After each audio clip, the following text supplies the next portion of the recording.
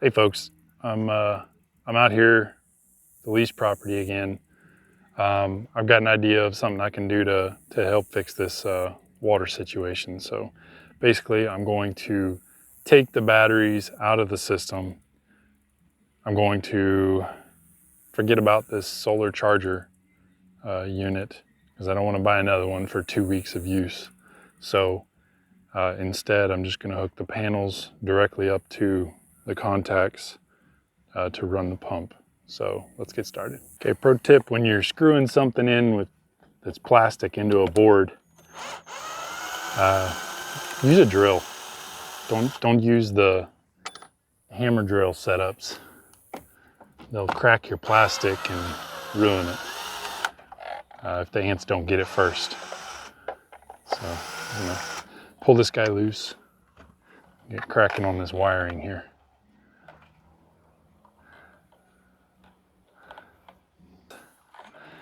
Just take all these suckers loose.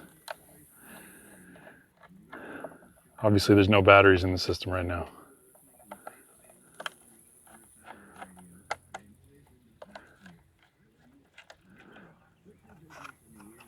Okay, there we go. Okay, let's open up these contacts.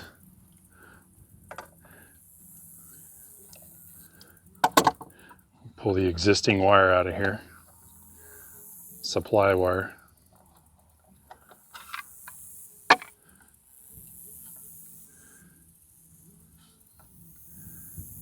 Should be these two. No, again, no power in this setup right now.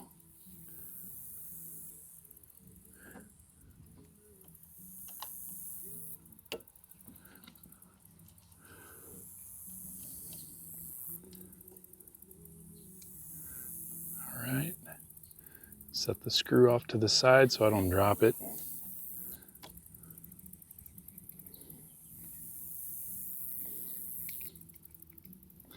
Same here. So these contacts, if you haven't seen before, are what controls the pump. So when the power is supplied, it's a constant supply of power, whether it's by a battery or solar panel. And the idea is that the pump only cuts on or off according to the pressure requirements. So basically, when the water valve, float valve, is open, there's no pressure. It tells the contacts to supply some pressure through the pump. So, all right, I got to redo the solar wiring here. I've got wires, but this pump will not support both panels if it's not going through the batteries first. So we're gonna neck it down to just one solar panel so we don't have a overpower here. Cut all my zip ties here loose so we can see what we're working with. I can redo them if needed.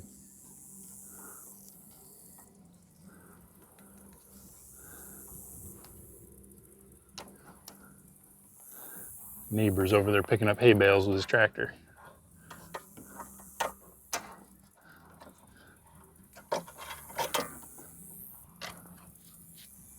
Okay, so I got a jumper going between the two. One line out on both sides. Just take everything loose. I don't want to get any of this wrong. Fry my motor or the panels.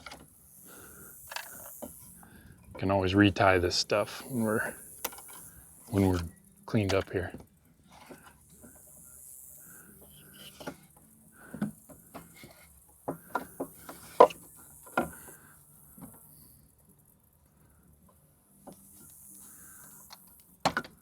Okay.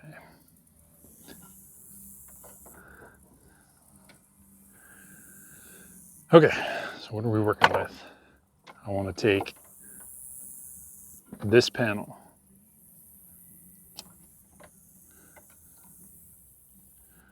So what are the chances Got the wires I need here. Perfect. So I got a hot and a cold.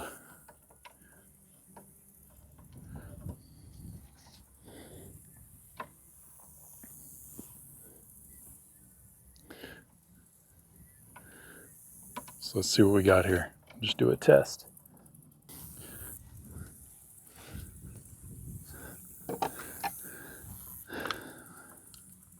I just picked up a new voltmeter, one that actually functions. A better function for what I paid for it. This is the Fluke 325, recommended by a good friend.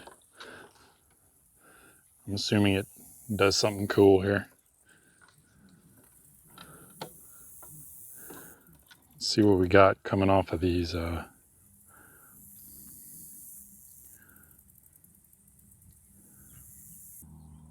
All right, 22. Okay, I figured this thing out. So we got 22 volts coming off of here. I'm happy enough with that. So both panels seem to be working fine. I was a little nervous about that, but anyway, good to go. Now, for this to work right, I got to put little eyelets on the end of these wires. So we'll do that next. I got my kit here.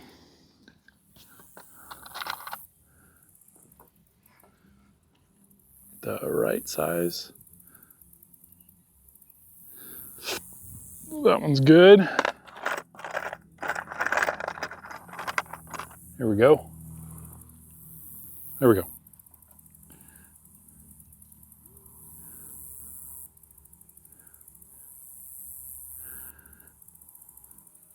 All right, wiring pliers.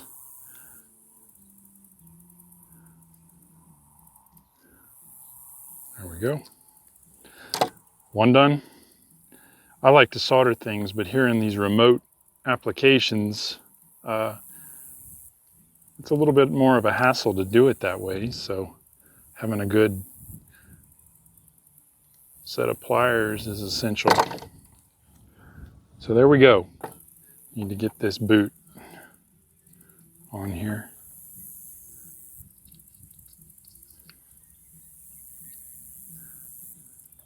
Keeps things like ants out of your electronics, which I can tell you firsthand is essential to having good electronics. Then I'm gonna go ahead and loop this in.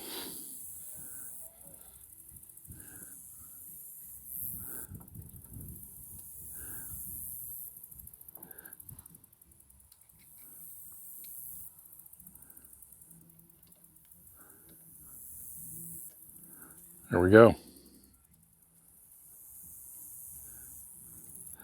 Now what this has done is turn this into a daytime pump only, and essentially only during sunlight hours, and not when there's a storm or cloud cover.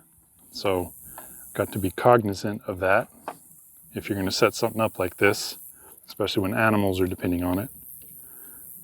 If you're watering plants or something, that probably doesn't matter.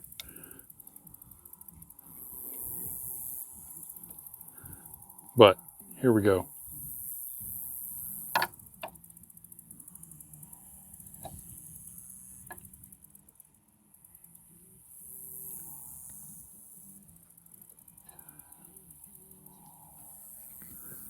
I'm showing like 5 or 6 PSI there. Let's check this and see what it's doing. See what we're getting. Oh, that's beautiful. Not a lot of flow because it's somewhere between 12 and 20 volts. So, but you know what? It'll keep a trough full. I'll take it. So it seems to be working fine. So we'll go ahead and put the cover back on. Yeah. Oh, I want to get this rubber grommet in here on the side first. Again, I don't like bugs. Have I mentioned that yet? Sorry if it's windy, guys.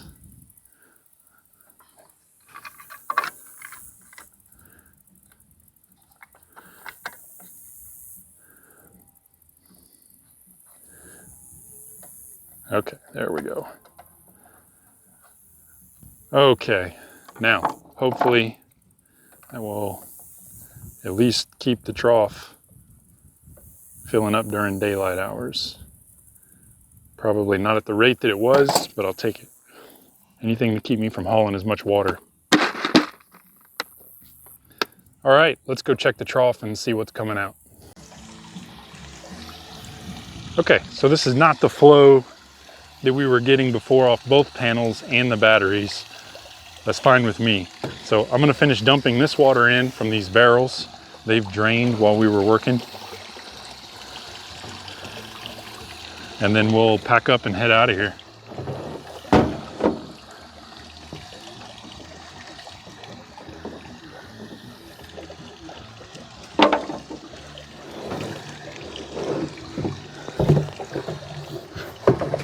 Not much left.